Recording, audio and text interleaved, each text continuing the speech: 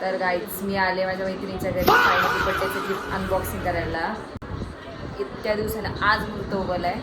बिचारी मला 1 तारखेपासून बोलवते, मतलब आज आली. वो अलग ही लेवल का बंदा था. गिफ्ट अनबॉक्सिंग करते मी तुम्हाला दाखवते. पूर्ण ब्लॉग बघा, खूप इंटरेस्टिंग गिफ्ट आहे. अनबॉक्सिंग करणार आहे मी आज. गाईज हे गिफ्ट आहे माझं बर्थडेचं, जे अनबॉक्स करायला मी आले प्रेरणाच्या घरी. अच्छा. किती तारीख आहे? 16 तारीख आहे ना? किती आज? 17 आहे ना? 18 17 तारीख आहे. म्हणजे ऑलमोस्ट माझ्या बर्थडे 17 दिवस झाले आणि मी अजून बर्थडेचं गिफ्ट अनबॉक्स केलेलं नाही. म्हणजे माझे पेशन्स लेवल काय लेवलचे तुम्ही बघू शकता. आणि हे मस्त मी डायसन आज अनबॉक्स करणार आणि मी हेअर वॉश पण केलाय. आता मी हेअरस्टाईल पण करणार, प्रेरणा करणार आहे. आम्हाला काही येत नाही पण आम्ही व्हिडिओ बघून करणार आहे काहीतरी. तर फायनली मी हातात घेतलेले डायसन ऑलमोस्ट 16-17 दिवसांनी इतकं जड आहे, खूप जास्त वाटतंय. काय दिलंय यांनी 1-1.5 किलोच याच्यामध्ये.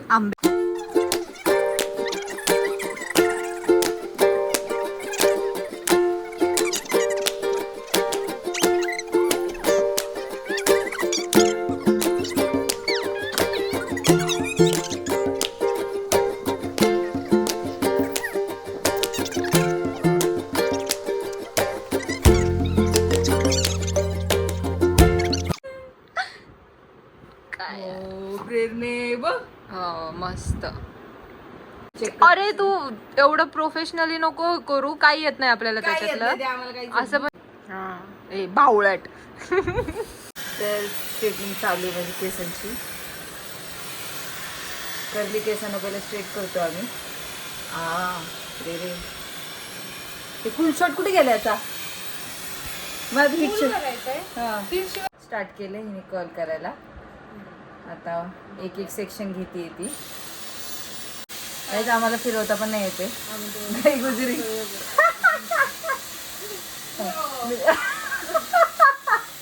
अरे काय गेलं मांजराचं शेपूड बनवले त्या पोरीने.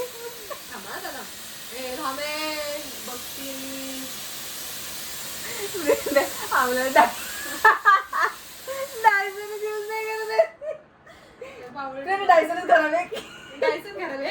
डायसन करावे. हे बघा कुत्र्याचं शेपूड. कुत्र्याचं शेपूड डायसनच करावे. फिरलं म्हणती पोरगी. फिरलं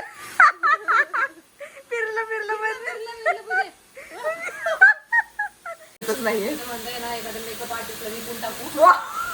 अगं तू काय बोलते? मेकअप आर्टिस्ट काय येणार आहे आपल्याला? मला लाईफ टाईम आम्हाला मेकअप फ्री करून द्यायचं.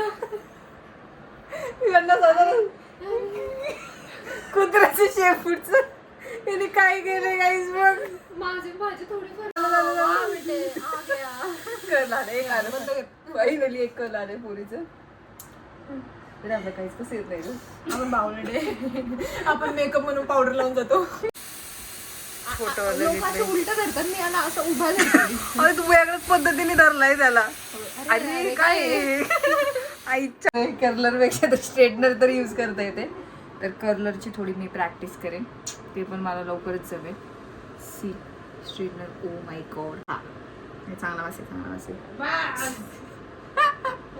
तर मी आता तुम्हाला सांगेन कर्लर कसं यूज करतं जेव्हा मला कळेल तेव्हा. भेटूया नेक्स्ट व्लॉग मध्ये.